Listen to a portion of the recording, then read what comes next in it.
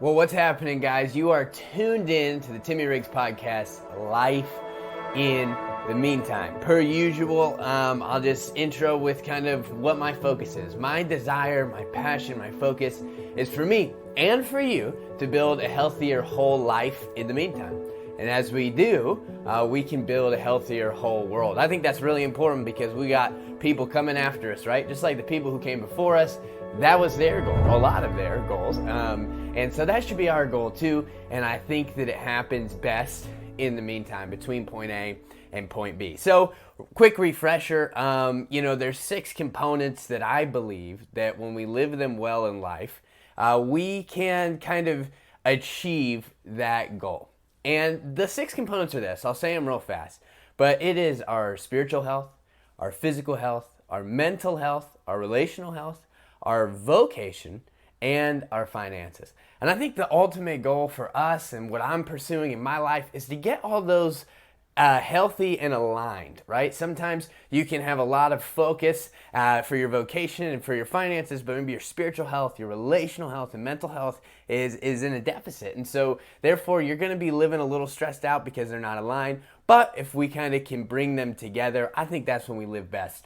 And so that's my goal. And today, if you are just listening, I'll tell you, it's a nice, rainy, gloomy day. If you're watching, that's why it's kind of this cozy setting.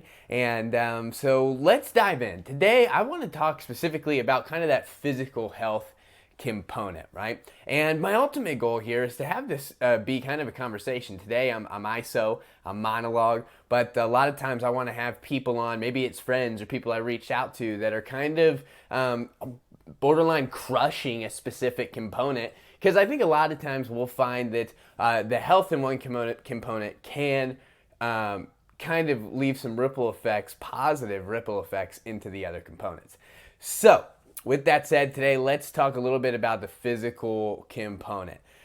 For me, something that I'm realizing and that I've learned, and I think you probably already know, but I'll just repeat it for you, is that no one starts out super successful. All the people that we look at that are successful in whatever area it might be, they didn't start out real big in where they're at.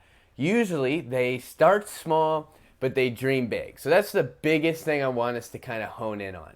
I think about Bob Iger. He was the recent CEO of Disney World. Okay, so just for understanding of his influence and his power and all that, that man had a $60 million salary a year. So whether that's right or wrong, nonetheless, that's what he got to, okay? He was a big part of expanding Disney with their parks, but also just with their movies and TV shows and stuff. So he was a big part of making sure they got the Marvel acquisition locked in. But Bob didn't start there. Bob actually started at ABC as like a stagehand. He literally brought wires and stuff and hooked them up and moved props and things like that. And he got paid $150 a week. That's where he started. But he had a big dream, right? I think of another one, Pastor Craig Rochelle. If you haven't heard of him, he's an incredible leader, incredible pastor, and from what I can tell, friend, right? And so he started Life Church. Life Church now, I think on a given Sunday in locations and like specifically people who are part of their church and watch online, it's like up to like 70,000 or something, like real engaged people in their church. That's technically the biggest church that we know of. But then they stream, millions of people watch and stream. But not only that, their church are the inventors and founders and the givers of the YouVersion Bible app that they give out completely for free, which has over 250 million downloads in a ton of languages. So that's really cool. But where did Craig start? Well, he started, even way before that, but his church he founded when he was 30 years old in a garage with a little less than 100 people. Take Dwayne Johnson, The Rock. Well, he was kind of born a full-grown man, so that's probably a bad example. But the people that I named already, and then maybe even people you can think of in your life, they didn't start at a level of success. They built towards it. So the common denominator that I see is that they start small, but they dream big. Over the last few years, my wife and some really close friends of ours that we live life really close with, we've kind of been on this journey, and they have been leading me in eating healthier and being healthier physically. And that journey has consisted of basically this: Brussels sprouts, pizza, grilled salmon, ice cream, broccoli, chips, right? It's kind of all across the board. But it's been a journey, right? And it was something that 5 years ago wasn't eating nearly as healthy as I am today.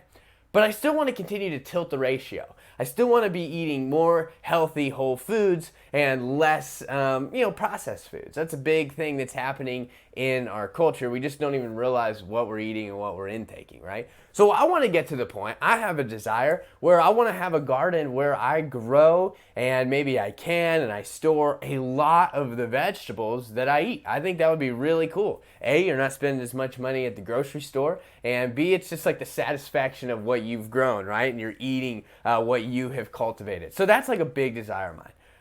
I am a maximizer and I am a great starter. So that's really great. The problem is sometimes I can start and dream a little bit too big, right? So my backyard's pretty good size, 50 feet by 50 feet. So I'm looking at it, I'm thinking about making a garden, and I'm like, let's turn the whole thing into the Garden of Eden, right? Like, what if we just did that this spring? Let's plow the whole backyard. Let's have some corn over here, potatoes, radishes, bell peppers, tomatoes, the whole thing. I don't even want to be able to walk around because I want there to be so much vegetation. And then, and I think this is really important for me to have learned through life, but maybe it's for you too. I had to allow the experience of wisdom to whisper to me, okay? You catch that? I had to allow wisdom that I've had to learn and earn through the years whisper to me by saying, hey, that's great, but maybe we should start somewhere a little bit simpler, somewhere a little bit easier, somewhere where you can actually have some progress and not get burnt out. So that led me to being like, let me start small, but I can dream big. I haven't given up the vision of Eden in my backyard. But I want to start at a place where A, I can learn that I can actually keep a few vegetables alive and enjoy their fruit at the end of the season, right? And so what I did was I found some scrounged up wood in my garage, and I built a 2-foot by 3-foot raised garden bed, and I'm filling it with dirt right now, and I'm going to plant some things, and it's going to be a really good test. And it's a place for me to start small and dream big. So this leads to 2 tips that I want to give today. Really simple, and I've been thinking about them because I've been reading a lot of books on health and food and how we should eat and what it means for us and all that kind of stuff. So here's 2 things I kind of wanted to share because I think it's easy to dream really big when it comes to our physical health. But what do we see every January? A lot of times we start strong, maybe the first week or the first day, and we just burn out because we go insane like this other direction, 180 from how we've been living, and it's just really hard to sustain. So what I've been thinking is about these 2 tips, all right? And just kind of implementing them in my life, but also in yours when it comes to your health and your eating. So tip number 1, we're going to start small and we're going to dream big. And that is this: addition before subtraction, right? Addition before prohibition. What do we know about so many different diets? I know that any kind of diet I've started, it's always about subtracting and cutting out basically everything I've been eating before. Why? Because there's so much sugar, there's so much processed food, there's so much junk, right? So I get it, and I think that's a good thing for us to remember. Like, let's not just divulge in all these kind of things that are ultimately killing us. But it's so hard because when I make that switch from, having pizza and macaroni and cheese and cheeseburgers and all that stuff to now just 5 healthy whole foods, well, I end up not being able to sustain it. I get really bored. I get, it's connected to your emotions, so you get irritable, right? And you're hangry and all this stuff. And you think you have to eat less. So I'm going to offer you something else. Add before you subtract.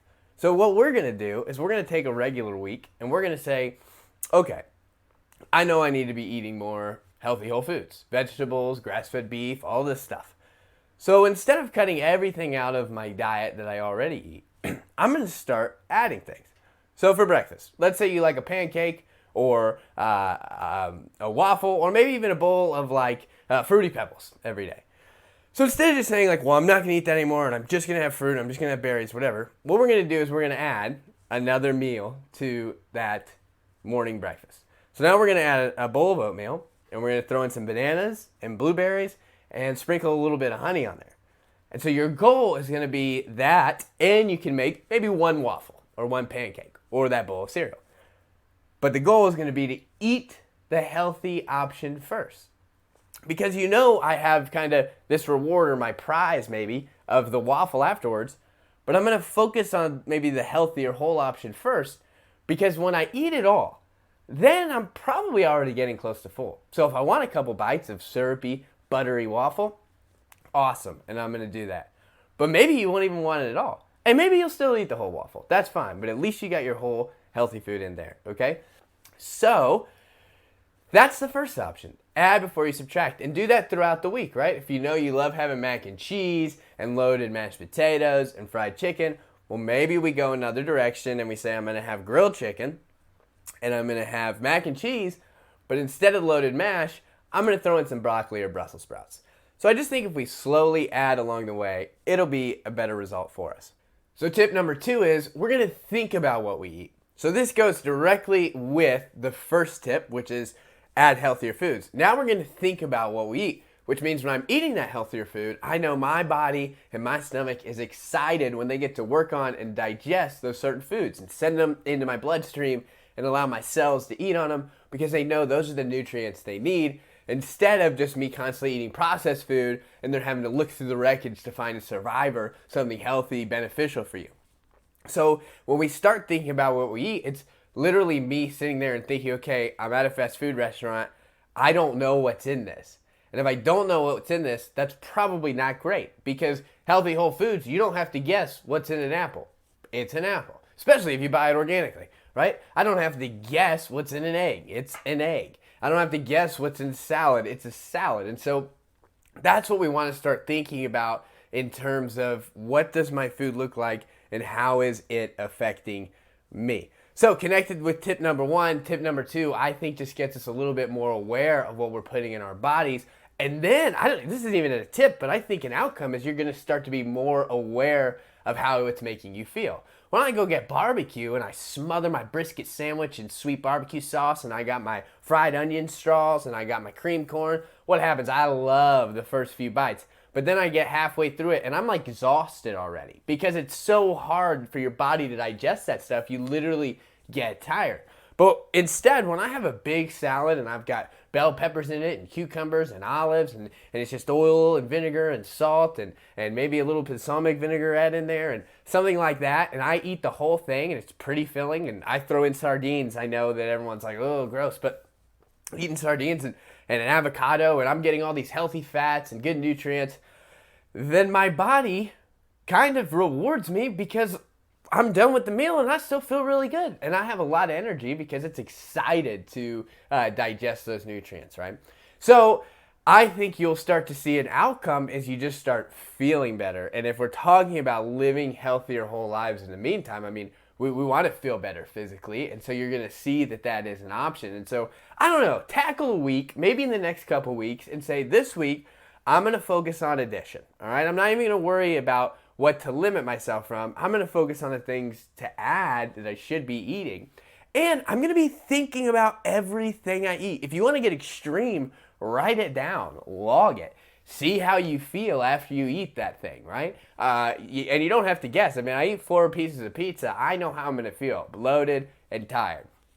If I eat a giant bowl of salad and chew an apple, I'm going to feel great afterwards. Like, it's just the way it is. So in the meantime, start small, dream big. I think all of us want to have healthy bodies, right? We only have one. So I want to be 60, 70, 80 years old, full of energy, full of vigor, lots of fun. And so that's what I want for you too. And I think this is a good step. 2 simple tips: addition before subtraction, and then think about what you eat. And the main goal in the meantime, start small and dream big.